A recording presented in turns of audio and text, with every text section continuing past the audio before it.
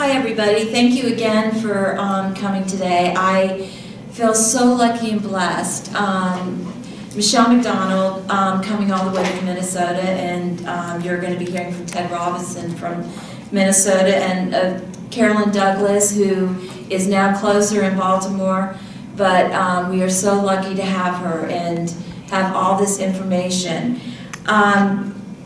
Again, we're here at the United States Capitol in Washington, D.C. My name is JW Grenadier. I started Pro Se America in 2014. And I'm going to go into a little bit about why I started it, but my main conversation with you is going to be a solution to it. A solution to the judicial misconduct, a solution to the judges and the different issues that we have in our country. I never thought I would go to jail. I never thought I would spend so much time in the courts, and I never thought I would have to teach myself to be a lawyer. I am pro se. I'm pro se after spending hundreds of thousands of dollars on lawyers. I am the ex-wife of the son of a judge, and my ex-mother-in-law is a divorce attorney. And I always remember her telling me, oh, we look at how much money there is, how much we can get, and then we settle it, we fire them, or we move on. The lawyers, and just recently I was in federal court with Judge Ellis, and just listening to him, and he stated very clearly to this one couple, or to this one group of clients, you want to settle this case because you know what? Lawyers, we make a lot of money. We have nice houses, we have nice cars. This is a federal judge in Virginia. Bragging about everything he has in the education of his children when there are kids today that need extra help in school and can't get it. So what happened with my case, and it is a divorce case, is I've been divorced since 2000. My ex-husband left in 1998 in February. I was given sole custody of my children, so I don't have the heartache that a lot of other people have. When I was divorced, though, I was divorced without a property settlement agreement, and there was a lot of real estate involved in Virginia. Virginia is very clear about real estate and that there needs to be a property settlement.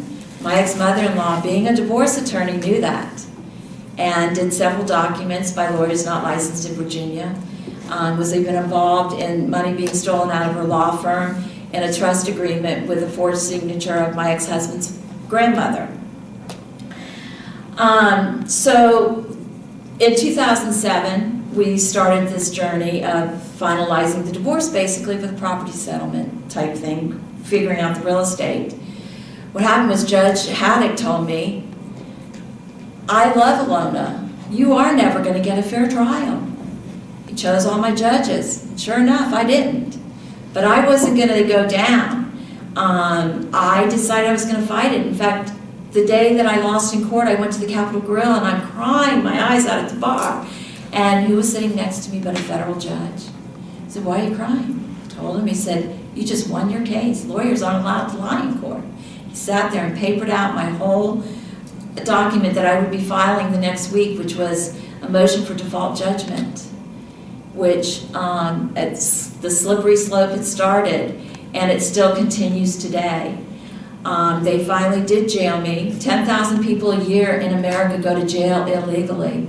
I was jailed October 22nd to November 12th, 14 days in solitary confinement to 5 o'clock on election day so Senator Mark Warner could get reelected without emails between me and him on the corruption in the judiciary being exposed. Slippery slope didn't stop there, kept going, and you can read more about it. I have a blog, valaw2010.blogspot.com, and then we have proseamerica.blogspot.com. I don't want to spend a lot of time on my story because I really want to share with you the solution. And the solution is technology. It's big data. It's being able to show that we have a problem. Right now we can't show we have a problem because the judges control it, the state controls it, and the bars control it. And they control it by policing themselves. And I have really studied this. In Virginia, which is my state, the JURC committee, which is the Judicial Inquiry Committee, several complaints. First time I sent a complaint, I got the phone call on the phone, really sorry, but he's my friend. I'm not taking that complaint. Didn't happen once, it's happened about a dozen times. This is just a crazy situation. I learned it's a $602,000 scam in Virginia. That's how much money they get, $602,000 to run that committee. That committee, they take 2 citizens. I offered to be on that committee. I was told that I was a pain in the ass. I was not going to be on that committee. So basically, I studied for 15 years. I went back on every one of their reports. Every year they get about 1,200 complaints. They look at 1 or 2. So the Virginia State Bar, here again, several complaints. The Ethics Committee, Jim McCauley asked me to meet with him in Arlington, not at the bar, wouldn't meet with me in Richmond, contacted me through Facebook. He then, a year later, after having me mail my information to his home, not to the Virginia bar, but to his home, stated very clearly that they would not look into any of the criminal activity. So here we have all these committees that are policing themselves, the legislature is policing themselves. So what we need is big data. We need to be able to show 5 or 6 people that has the same judge and that there's an issue. So one way of doing it is I've come up and I have a provision of patent pending now, and it's called Jam Justice, My Court, My Judge, where basically you'll be able to put your case in, it'll pop out on the other side what should happen. Each state will have to be different. Each state has their own rules, each state has their own local rules, each state has, you know, we have our base federal rules, but the state has their own rules. We have several different courts also, and this will be, you'll be able to do it for criminal as well as civil. Criminal is going to be in the courtroom. Criminal, though, you'll be able to show if there was some type of, where the judge, if somebody lied, if they were denied access to evidence or anything like that, that'll show, pop up, that they have a right to inefficient counsel, maybe, ineffective counsel, or maybe a right that the judge should have recused themselves, and which would automatically void the order, because that would mean the judge did not have jurisdiction.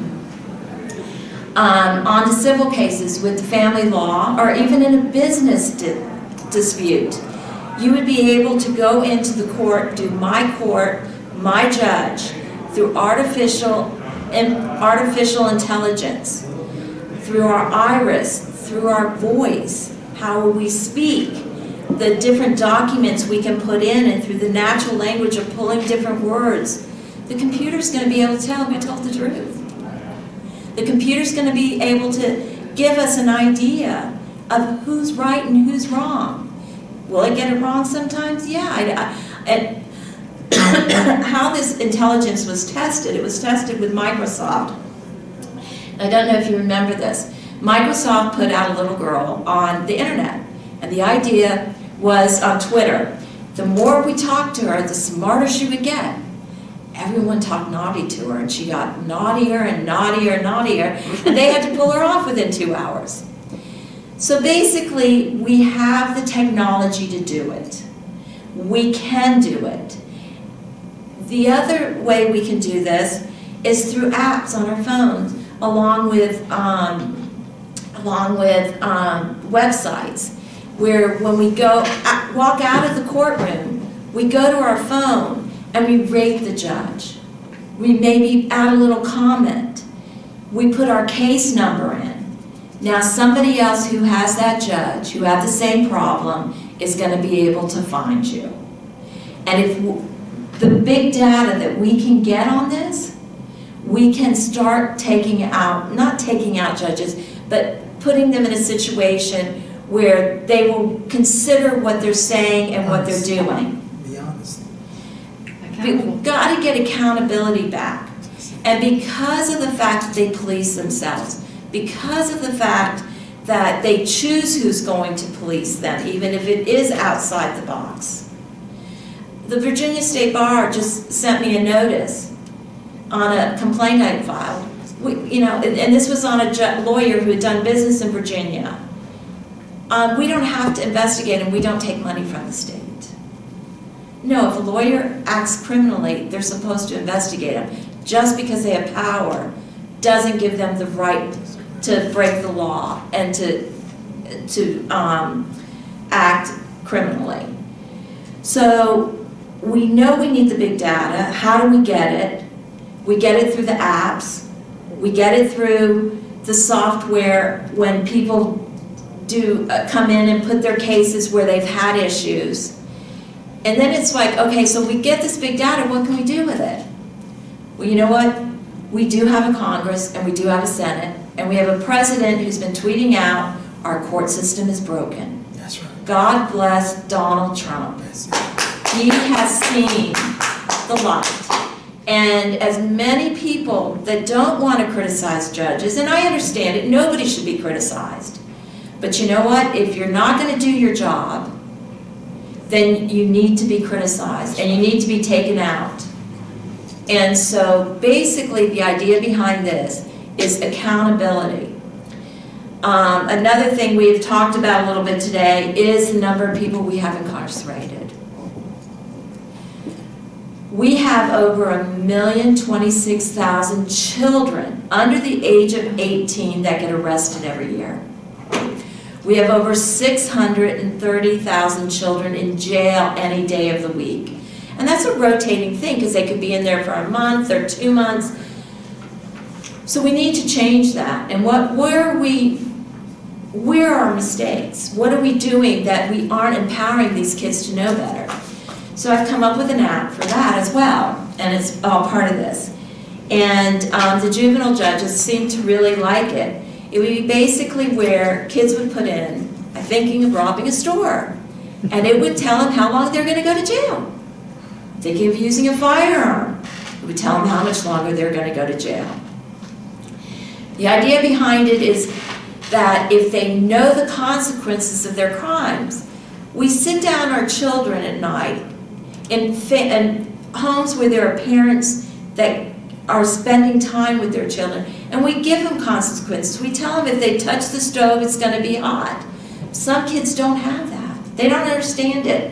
They have parents that are incarcerated, and they think that, oh, you get a free meal, you get a bed. Instead of thinking, I can go to school, I can get a job, I can make something of myself, I can be proud of me from within. And we really have to start with our children, teaching them integrity, because that will take care of the end product. I have a 25 and 26-year-old. I don't want to leave this world like that to them. When they were born, Ronald Reagan was president. And I thought, oh my God, I love to vacation. It's my favorite thing to do. And I thought, the world will be their oyster. They will be able to go everywhere and anywhere and be safe. Boy, did we screw that up. Look at us today. We're nervous about our children flying from one state to another where they're going to be right across the street. We don't even let our kids out of our yards without somebody watching them. So we have to make change. We have to make it in our homes, and we have to make it with our neighbors, and we have to make it with our friends. And we have to watch out for each other, and we need to make change in our courts with our judges. As I said, I'm the ex-wife of a son of a judge. I've seen breakfast, lunch, dinner, and a weekend getaway by the verdict. I've seen it with my own eyes. I've now been told I'm no longer one of them, and now I'm living the opposite side of it. I've been blackballed by them, basically, and they are doing everything they can to ruin me. And their goal was that when I walked out that jail, I would commit suicide. That they really believed would happen. They tortured me in there. They sat me down and told me I had no rights after sneaking documents out. They took away any kind of advocate I would have. When I asked to see the magistrate told me, you behave in here or your children will be harmed. While I was in jail, my children were threatened. I have all the forms that show I asked to see a priest and get the rosary. It's part of one of your rights. You're in jail is to have a cross or a rosary. I was denied that until the sheriff said it was okay. That's terrible. I could go on and on and on, but there again, we need to make the change. We need to find a way out, and I believe it's big data. I believe that we can do it together. People will have to come in, they'll have to put their cases in there. I believe we can do it for a reasonable price. We can do it at $100 a pop. You pay $250 for a lawyer. In Virginia right now, I have friends that are paying $700 and $800. So for $100 per case, you would be able to do this. It's going to take time, it's going to take money and support. And that's what I'm asking all of you for, is that support and that help. If you know somebody that needs to invest in something, the big data of this, we can use it in different ways, in different fashions to make this a better country, to make it a better world. Because once we've got the software established, let's say a city has a disaster happen, we can go in and set up their court through the internet so that nobody has to stay in jail longer, nobody has to worry about their children or what's happening. But we can't do it alone. I can't do it alone. And I feel so lucky and blessed to have everybody here, and that Michelle came in, Ted came in, Caroline spoke, and that, this is how it happens. This is how it happens, is all of us connecting across the country. And Cole Stewart couldn't be here. He does the RICO and racketeering in California and is fighting every day for children and for children's rights, for children to be with their parents. Kids deserve to go to bed at night and get a kiss from either their mother or father and feel safe within their life. And if we can do that, we won't be arresting 1 million kids a year and having 630,000 in jail. So thank you very much.